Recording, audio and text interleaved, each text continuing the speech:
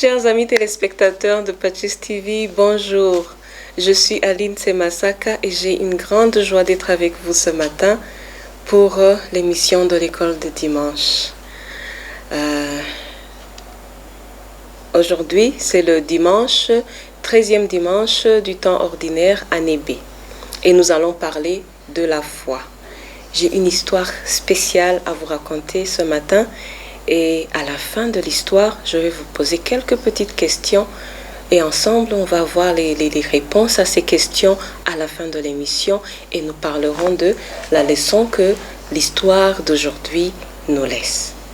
Alors, on commence par là, la prière d'abord et après, je vais lire l'histoire.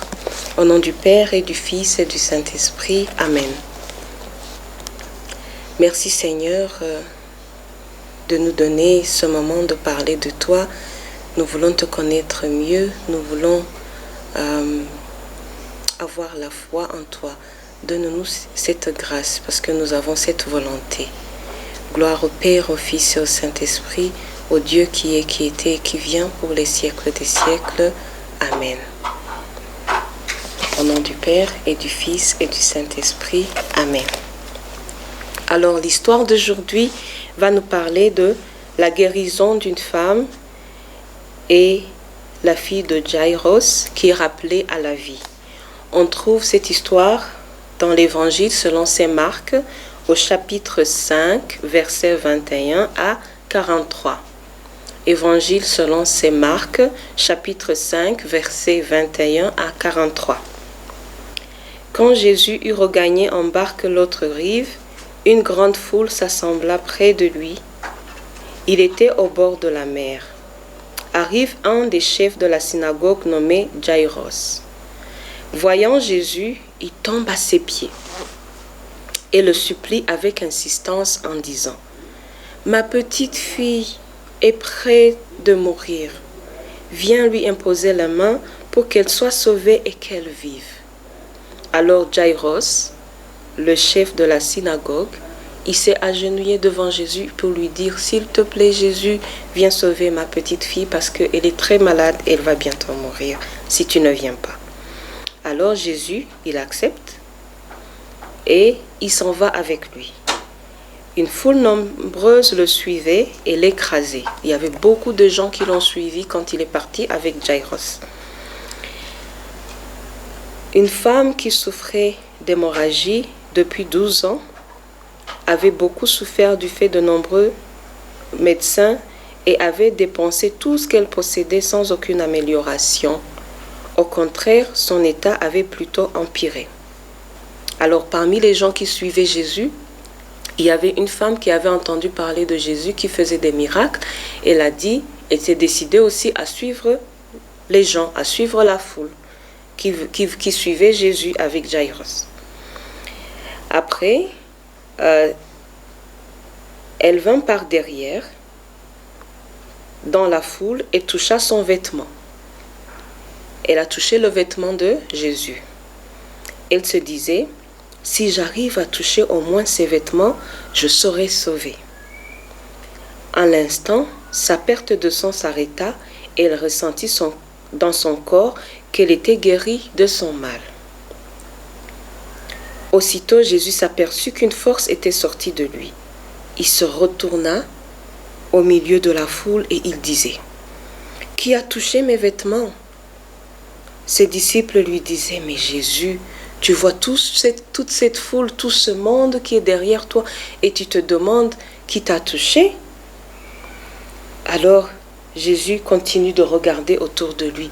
Et la femme qui était guérie parce qu'elle avait touché le vêtement de Jésus, elle a eu peur. Elle a dit : « Il faut que je lui dise que c'est moi qui l'ai touché. » Alors, elle est venue, alors que Jésus regardait autour de lui.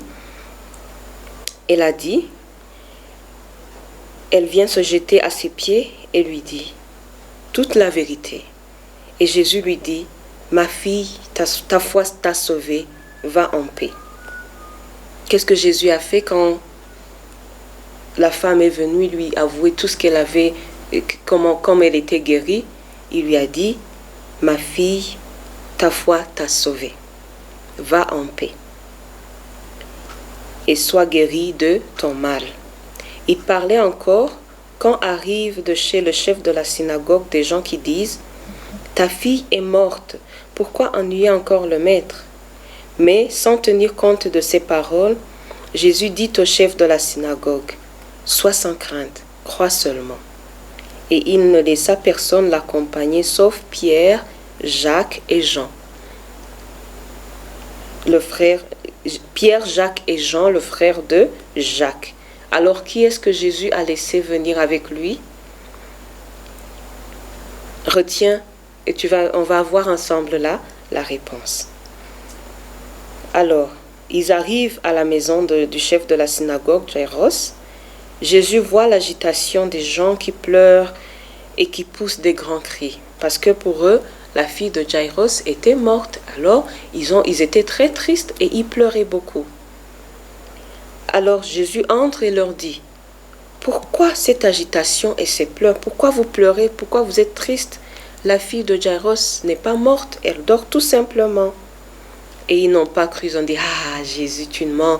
Elle est morte, nous, on sait qu'elle est morte. » Alors Jésus, il a mis tout le monde dehors. Il a dit, sortez, sortez. Laissez-moi faire. Alors, il a pris avec lui le papa, la maman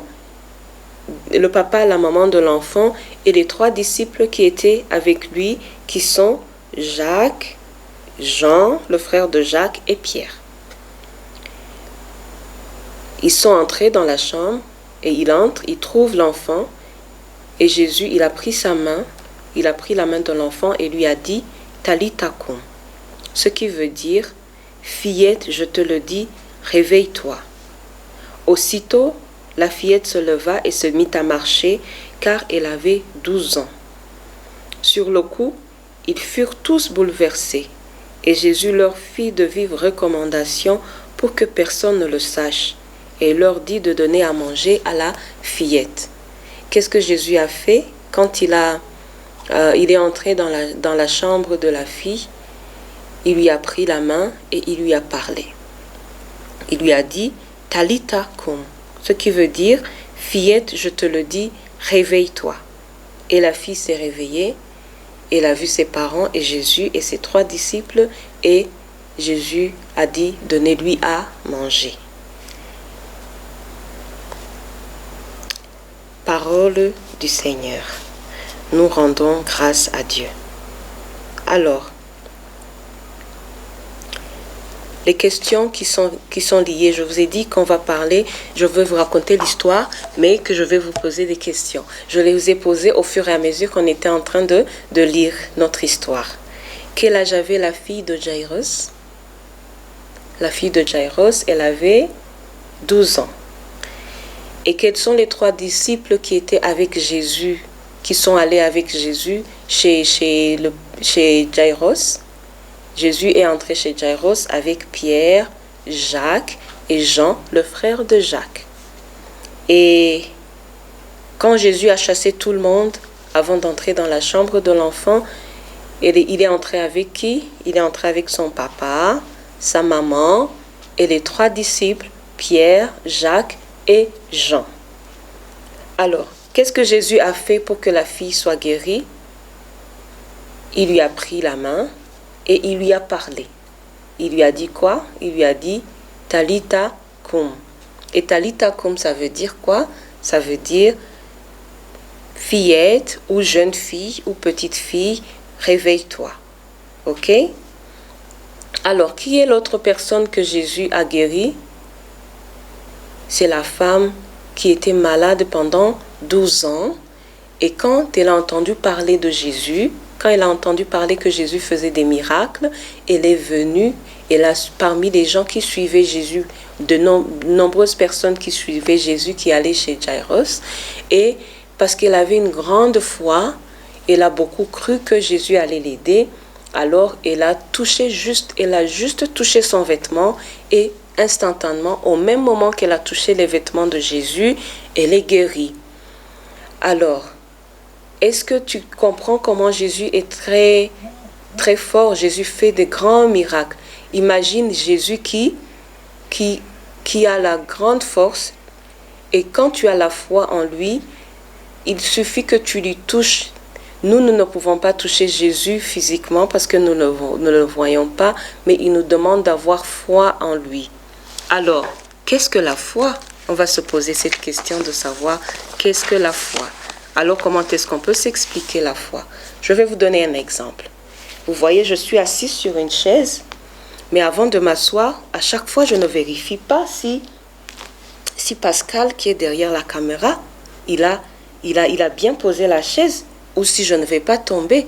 Est-ce qu'à chaque fois que tu vas t'asseoir, tu vérifies si la chaise est bien? Tu ne vérifies pas tout le temps parce que tu as confiance en la personne qui a mis la chaise pour toi. Un autre exemple, et ça c'est la foi.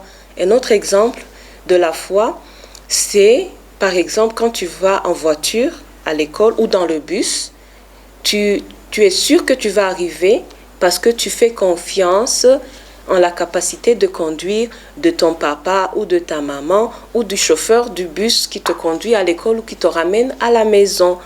C'est que alors tu as la foi. C'est ça, c'est en quelque sorte comme ça qu'on peut expliquer la foi.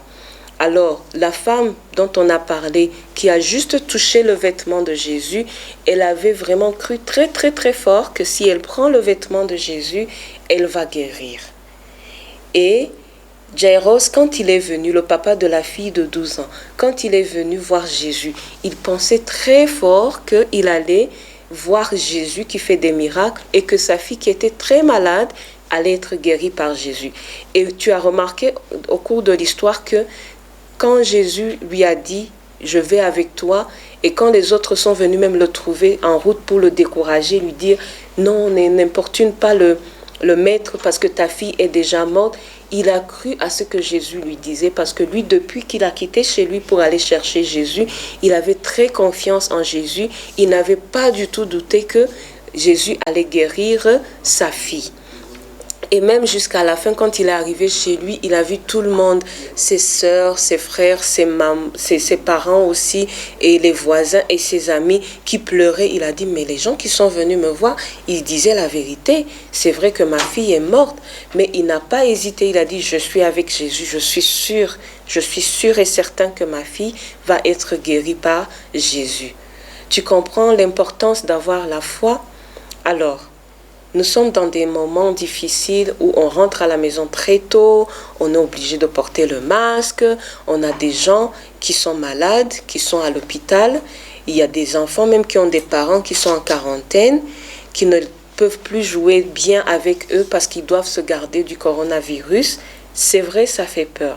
Je te demande ce matin, comme Jésus nous a partagé cette histoire pour qu'on puisse en parler. Et tu te rappelles aussi la fois passée, on a parlé de la foi. Tu te rappelles? On avait parlé de la foi, de Jésus qui a calmé la tempête. Et Jésus est là pour calmer nos tempêtes. Il nous demande d'avoir foi en lui. Il nous demande de croire très fort que ce que nous lui demandons, il va le faire pour nous parce que nous sommes ses disciples, nous sommes ses enfants et qu'il nous aime très très très très fort. Tu crois avec moi que Jésus va nous aider si on prie et si on croit très fort, le coronavirus va passer, on va à nouveau s'embrasser, on va à nouveau rester ensemble, on va à nouveau faire des fêtes, on va à nouveau avoir notre vie normale comme d'habitude, on va enlever les masques. Jésus est capable de tout, il peut tout faire. Je te demande avec moi de faire confiance en Jésus et il va tout faire et nous allons pouvoir vaincre le coronavirus. D'accord? Une dernière chose avant de terminer cette émission, tu te rappelles quand on va, pour ceux qui vont à l'église, pour les plus grands qui vont à l'église, tu te rappelles qu'il y a un moment où on récite l'acte de foi, le credo. Tu te rappelles de ça? C'est que à l'église catholique, nous professons notre foi en Jésus-Christ. Ok? Pour clôturer alors cette émission d'aujourd'hui, nous allons réciter ensemble le credo. Ok? Au nom du Père et du Fils et du Saint-Esprit. Amen. Je crois en Dieu, le Père Tout-Puissant, Créateur du ciel et de la terre, et en Jésus-Christ, son Fils unique, notre Seigneur, qui a été conçu du Saint-Esprit, est né de la Vierge Marie, a souffert sous Ponce Pilate, a été crucifié, est mort et descendu aux enfers. Le troisième jour, il est ressuscité des morts. Il est monté aux cieux, est assis à la droite de Dieu le Père Tout-Puissant, d'où il viendra juger les vivants et les morts. Je crois en l'Esprit Saint, à la Sainte Église catholique, à la communion des saints, à la résurrection de la chair et à la vie éternelle. Amen. Gloire au Père, au Fils et au Saint-Esprit, au Dieu qui est, qui était, qui vient, pour les siècles des siècles. Amen. Au nom du Père et du Fils et du Saint-Esprit. Amen. Merci d'avoir suivi cette émission. J'espère que tu as bien appris quelque chose comme moi. Aujourd'hui, nous avons parlé de la foi. La fois passée, on avait parlé de Dieu qui calme la tempête. Prochainement, j'ai une autre surprise pour toi. Continue de suivre l'émission de l'école de dimanche. Tu étais avec Aline Semasaka, catéchiste à la cathédrale Notre-Dame, à la cathédrale Saint-Michel de Kigali. Bye bye, ciao ciao.